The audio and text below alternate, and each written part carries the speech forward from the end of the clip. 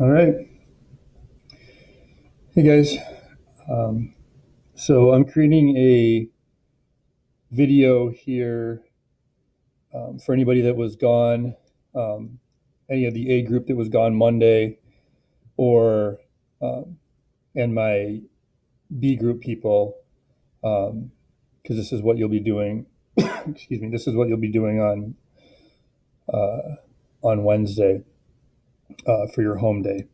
So essentially, there's no real new information. This is a new set of notes. It's another set of notes, I should say. But basically, it's stuff that we've already gone over. It's the ionic formula creation, making the formulas of ionic bonded substances, and it's just sort of all kind of all pulled together and kind of given the rules here, and then some practice problems with it. Okay, so if you feel like you're good. If you feel like you know what you're doing and you don't have any problem going from the name to the formula, then, I'd follow along with a couple or maybe some specific ones on here. Um, but you're not going to really get too much new information in here. Okay. All right. So an ionic bond is made of two ions, okay, a cation and an anion. As we mentioned before, the cation is the positive, the anion is the negative. The cation always goes first. You always put the positive first and the negative ion second. Okay. So these are just some rules here. If the cation name is just the element, then look on the periodic table to find the charge. Okay. If the cation name contains a Roman numeral in parentheses after the name, then the Roman numeral indicates the cation charge. Okay, this is for ones that we don't know the charge. Like if we look on the periodic table and we don't know the charge, they have to give us a Roman numeral. So like, I don't know, we look copper here. Copper, it's in the middle, it's not in a column that we know the charge, and I didn't give you the numbers for that one. So that means they would have to give us a Roman numeral that would tell us what the charge is. Okay. All right. If the cation name is not an element, then it is a polyatomic ion, and you should look it up on your polyatomic ion sheet to find the name and the charge. Okay, so this is the polyatomic ion sheet. My B group people, you guys will get these on Thursday. I handed them out on Monday. But I will also put them in the assignment for Wednesday so you can look at it there. And you can print it off if you have the ability to print it off. Okay? So the only real cation polyatomics that we're going to use, to be honest, we don't even use hydronium very much. It's mainly just ammonium, the NH4 plus 1, as a positive polyatomic, a cation. Okay. The anions, the negatives. If the anion name ends in IDE, then it is a monatomic ion, and you find the charge for that element on the periodic table. So I've listed an exception here. Hydroxide ends in IDE, but it's a polyatomic anion. It's polyatomic. So there's actually, if you were to look at your polyatomic ion sheet, there's more than just that. Hydroxide is the one that's usually the hardest to identify because it sounds like hydrogen. But if it were hydrogen, if it were just hydrogen, it would be hydride. Okay. But there are other ones, amide, azide, let's see, cyanide, hydrazide, hydroxide, triiodide.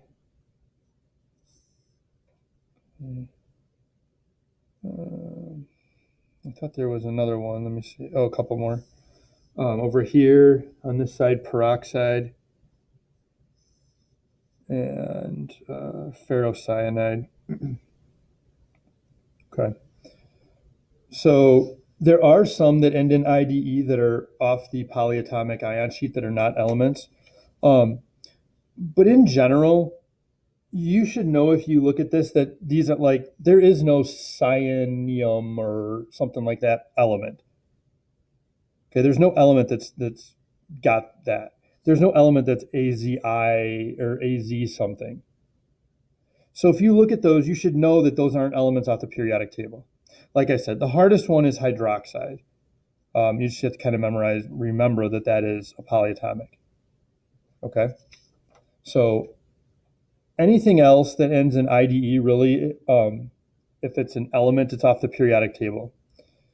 If the anion name ends in something other than IDE, it is a polyatomic ion, and you should look it up on your polyatomic ion sheet, or if it's one of the weird ones, they're IDE. Okay?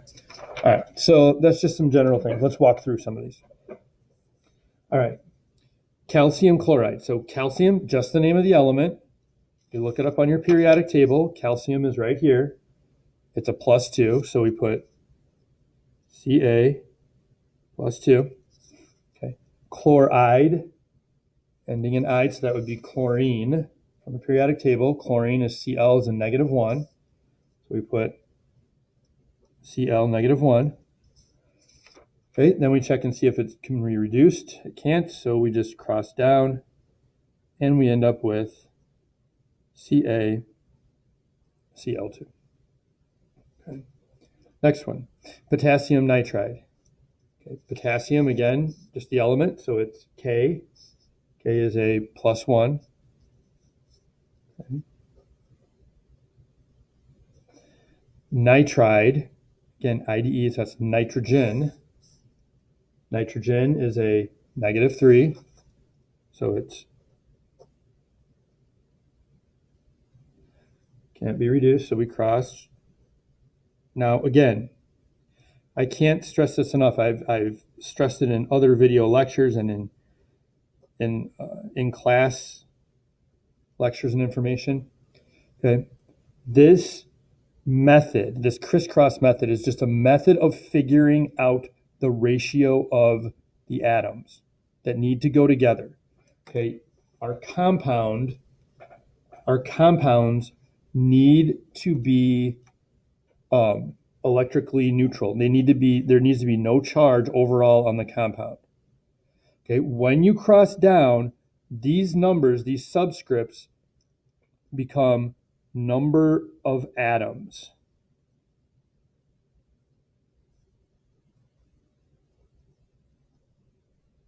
They are no longer positive or negative. They're not charges. They are just number of atoms. You either have atoms or you don't. Okay, so these are the number of atoms. So this means we have 1 calcium, 2 chlorine. Okay, I'm going to show you with lithium sulfate here as well. So lithium, again, periodic table, Li +1.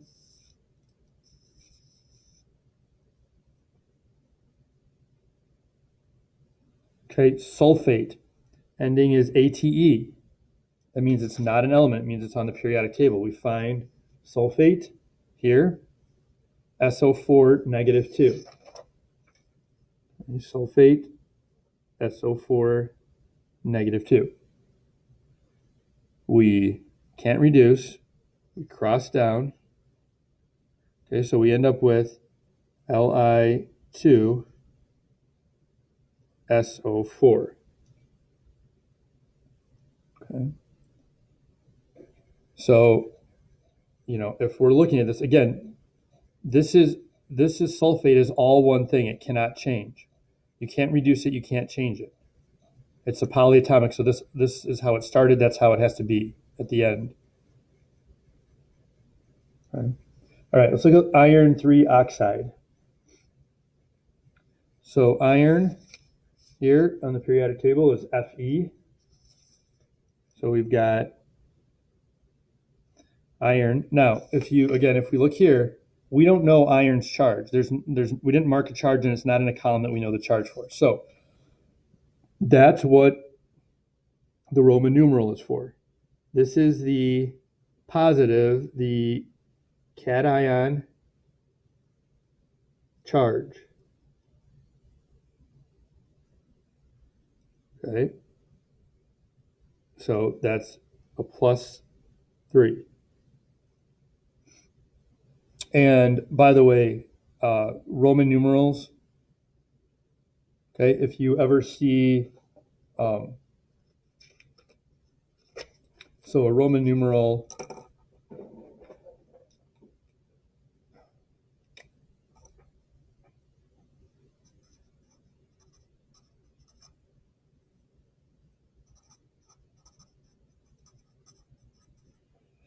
so obviously you've got 1 through 3, right? 1, 2, 3.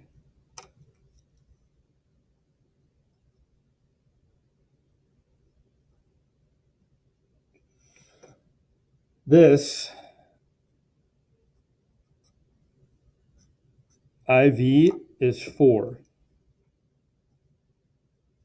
Okay. V is 5. Now, you shouldn't have to go any higher than any of this, but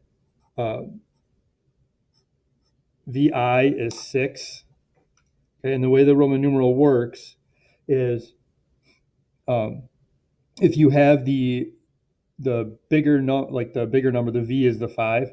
If you've got a 1 or anything smaller before it, you subtract it. So this is like a 5 minus 1 is 4. If you've got it after it, you add it. So a V plus 1, so that's 6. So 5 plus 1 is 6. That's how that Roman numerals work. Okay. So the main one is we don't have charges up to this amount usually. The 4 is the one that some people don't know. Okay. All right. So Roman numeral 3, Fe plus 3. Oxide is oxygen from the periodic table. O, negative 2. They cannot be reduced, so we cross down, and we end up with Fe2O3. Okay. Magnesium sulfide. Magnesium is off the periodic table, Mg plus 2, 2 plus. Sulfide is sulfur, S minus 2, 2 minus. Okay, now here, these can be reduced, divided by 2, simplified. So we're going to divide both of them by 2. We get plus 1 and minus 1, or 1 minus. And then we cross down. So we end up with just MgS. Okay. Chromium 2 nitrate. So chromium is Cr. Roman numeral 2 tells us it's a plus 2 charge. Nitrate is off of our polyatomic ion sheet. Okay. Nitrate, NO3, negative 1. Can't be reduced, so we cross. Okay, so this becomes Cr. Now, we want to say we have 2 of the whole nitrate polyatomic. So we have to put parentheses around the NO3, and the 2 goes on the outside, because we want to say we have 2 of this whole thing. Okay? All right, 7, ammonium selenide. Ammonium, positive polyatomic, is NH4 plus 1.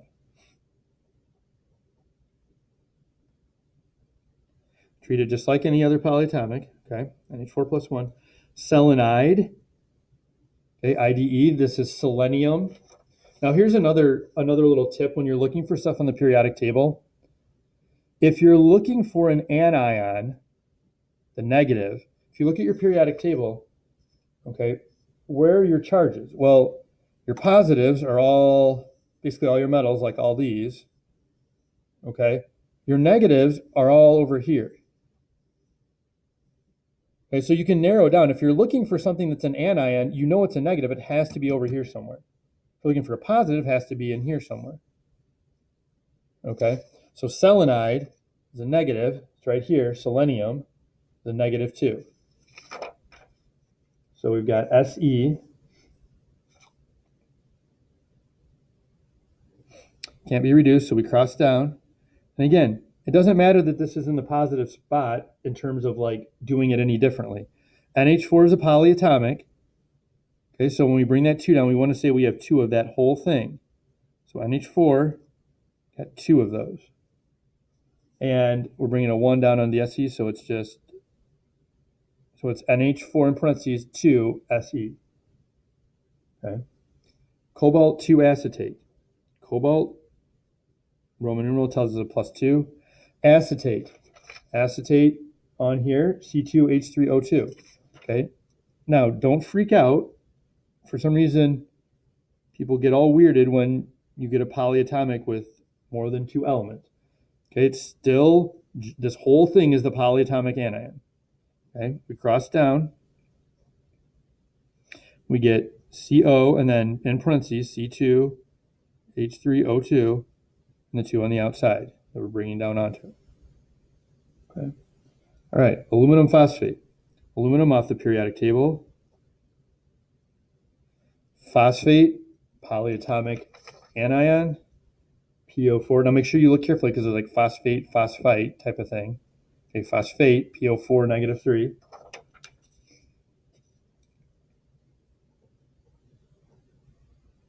Okay, these can be simplified or reduced. Divide both by 3.